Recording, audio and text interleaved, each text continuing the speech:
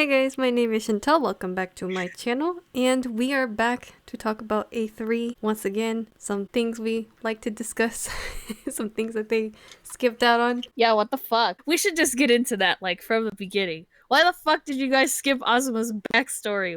Why? Like, no offense, man, but I really didn't remember too much about Azuma's stuff, and now I remember why after looking into the story, because as soon as the episode was done, I was like, this feels kind of like rushed. I feel like we missed like a good chunk of something, but I just couldn't remember what, so I had to go look at the game story, and sure enough, it was Azuma's chunk of the story. Well, I remember what happened. So then I want to be like a bummer, I guess, but what the fuck? I think it's because his and Hisoka's are the same thing with the hidden door. Oh, that's true. Probably. So I think they had to choose who do we want to, whose backstory is more important, I guess. I think they're all important.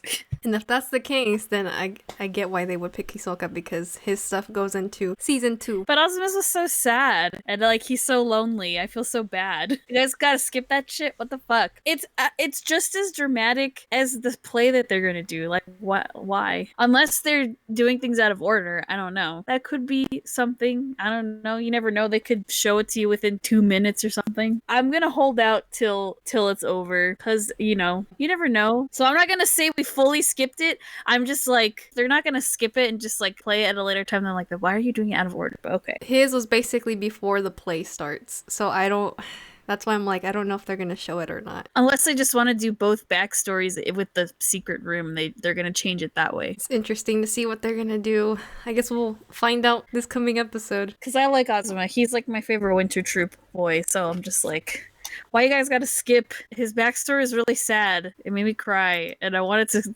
watch it.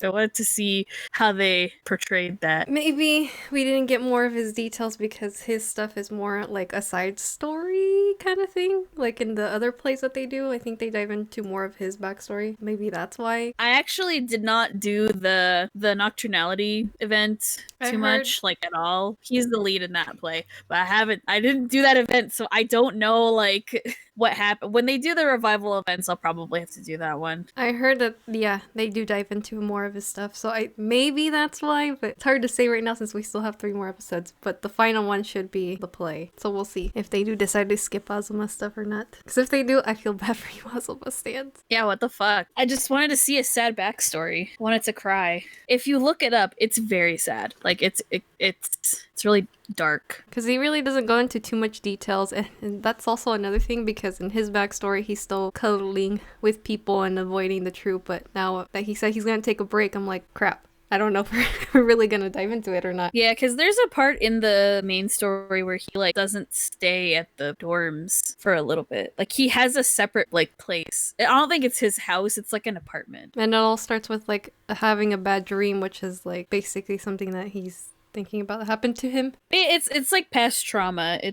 Which is why he starts to distance himself. But that's what was skipped in the episode. But we got some mistrust in the group thanks to God Troop. They decided to basically wreck their trust from within by spreading rumors, and basically they dug up some information on the boys, which is unfortunate. Yeah, and they can kind of get away with it too because they're all adults. So it's not like they're dealing with minors where that information would be like probably illegal to get a hold of or to be redacted or something, because they, if you're underage, they're not gonna like, if public rumors like that like get announced, they're never gonna like say the minor's name or anything. But since everybody's an adult, it doesn't matter. Sucks, man, because they were doing so good, and then they gotta wreck everything. But basically they know about Sumugi's reason why he left the not left the God Troop, but what happened with that. And then Azuma saw Tasku with one of the God Troop members, so there's like a rift there, because again they don't really trust each other with all this. And then Hisoka's path, even though he doesn't remember anything, he can't confirm or deny, got dug up somehow. Right, that he's an illegal immigrant, so he's not even Japanese. And then Azuma's cuddling stuff is like, oh, they must think of you like really bad or something. It's like, oh no. Right, they're like treating it like he's like a prostitute or something, but he's not. So that causes some issues And Homare is like, all right, I'm just gonna say the truth. Why everyone's kind of bugged Yeah, about this. he's just kind of like laying everything out. He's very Like, blunt. yeah, he's just like, okay, so this is what it is. This is what's happening, and like this is what you guys are afraid of, right? But like the way he says it and him being so straightforward, like doesn't help. Like everyone is kind of like why would you say that? It's because it's true that they don't want to like face it because they know. But he doesn't really see it as he's like saying anything wrong because he's saying is the truth. So it's like, well, if it's the truth, There shouldn't be any issues. yeah. Which my poor boy, man.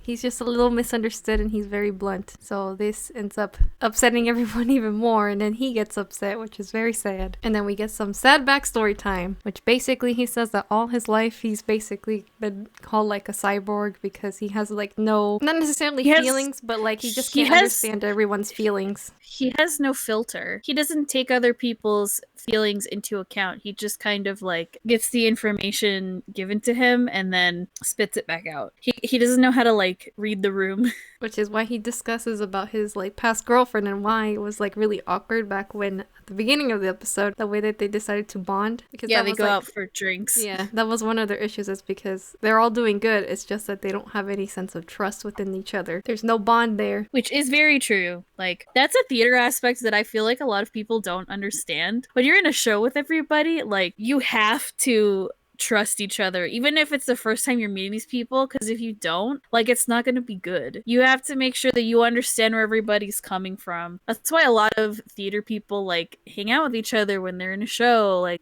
or they like help, I don't know, depending on like what kind of theater company you go to, I guess.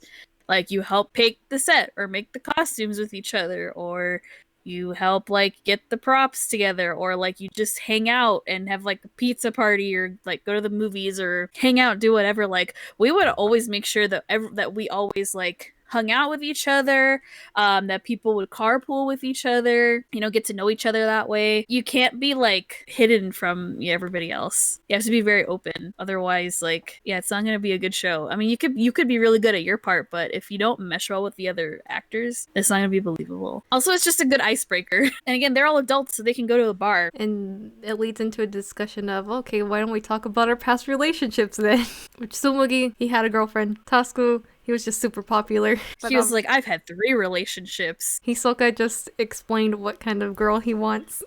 Because he has no memory. And Azuma's like, I wouldn't consider any of these people like lovers, but we had a fun time. Which he was like, well, I'll tell you guys more about it after a few more drinks, but everyone's like, nah, it's fine. God, no one wants to know his fucking backstory. That's fucked up. I'm like, well, y'all are so mean because he looked kind of upset that no one wanted to hear. I want to know. I bet Izumi wanted to know. And then my boy was like, nope, I have nothing to say. We find out why he didn't want to say. Yeah, he even told Izumi, like, yeah, my ex-girlfriend, like, I would make her cry all the time and I never understood why. I was just like, damn, dude, you made her cry all the time? Shit. What the fuck were you saying to her? I don't think he obviously means any bad intentions. Obviously, it's just the way that it comes out. Doesn't realize it or how it could affect somebody's feelings. Which is true. There's people out there like that who just say things and it's like, why would you say it like that? That's kind of rude. So Homura is like that. But at least he can recognize that he does have trouble with that. Well, yeah, if you actually admit to your faults and mistakes like that, then you can kind of grow. But if you're just gonna say random shit, it's gonna just get people upset, and you still don't understand why. And there's clearly a problem on your end. So you have to be open with everybody. How can we understand each other if we don't talk to each other? Learn from those mistakes, everyone. Which brings us to our next little urban legend thing, which is the loop of sincerity. It's called the lope of sincerity, yeah. Or loop of sincerity. Something like that. It's just a magnifying glass. But it's a magnifying glass. I don't remember them calling it that in the game. I just remember them saying it's like a magnifying glass. I never understood how it was supposed to work in the game because they never actually show you. Like, they don't explain it very well in the game. It's just like, oh, he held it up to them and he just suddenly understood what they were thinking.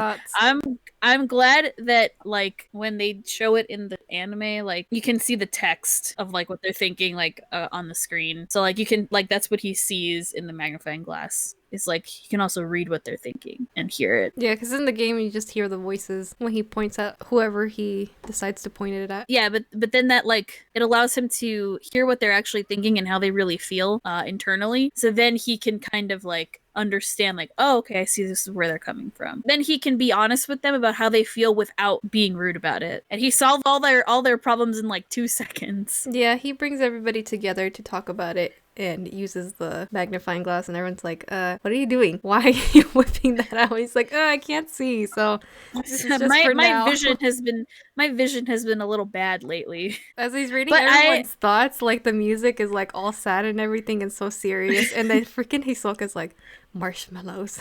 I want some marshmallows right now. And he's like, now is not the time to be thinking about that right now. It's so funny because as soon as we like focus on Hisoka, he says marshmallows, the music just cuts off.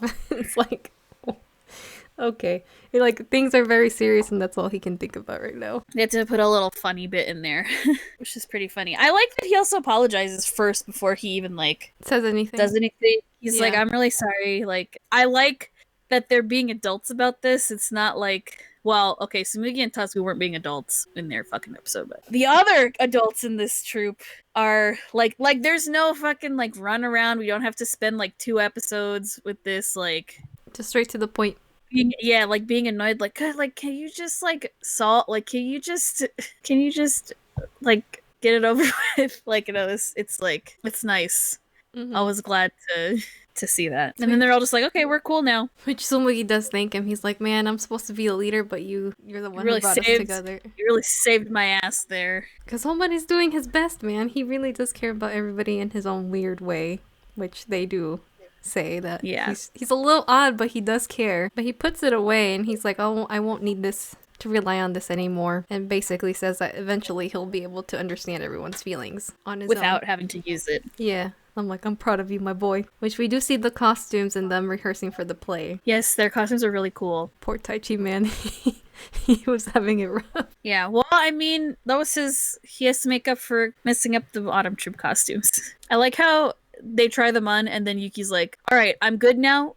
We're gonna go tweak them right now. Take them off. He's basically gonna keep tweaking them until the very last day. And I like they mentioned this in the episode too. I like that all of the wings are all different. Like they're all slightly different, which I always really like. When it comes to like costumes and stuff, I always love those little details. You know, your costumer is really good when those kinds of details like shine through. I always loved doing costumes, unless I hated my costume. But the one thing you don't complain about, especially in like community theater, is like the costume you get, that's your costume. If you complain about it, you're probably gonna get in trouble. It's not a Broadway show where like, you know, okay, you're the star. Okay, if your costume is really uncomfortable, we'll totally fix it for you. No worries. Because you're getting paid to do this. No. Like our customers should always say, if you complain about your costume, the next time you put it on, you're gonna find I'm just gonna have put like pins all over inside of it. They're gonna stay there. But yeah, there's some costumes that are uncomfortable, but all of the costumes for Bankai Company are always like really good. And then we do get to see them rehearse a little bit. Tasuku getting into his role.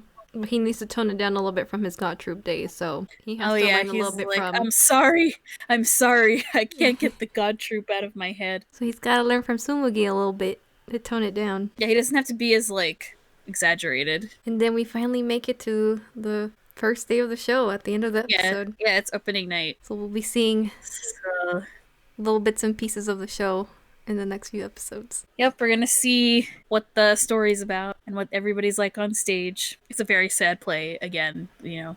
It is. But it's really good. It's a very good play. I really like it. There would be a play that I definitely would just want to go watch. I am excited to see what we're gonna see next, if we're gonna get Azuma stuff or not, or if we're just gonna go straight to Hisoka, because that should be next. But we'll see what happens in the anime. So if y'all want to find out, you're gonna have to tune in to Mia's channel next week, because that's what we'll basically be talking. Yes. Other than that, I think that's all I got. Same. I don't really have anything else to say other than I want Azuma's backstory, goddammit. But whatever. But it's fine. But other than that, you guys, that is all that we have for you guys tonight. And we shall see you guys in the next video. Bye! Bye!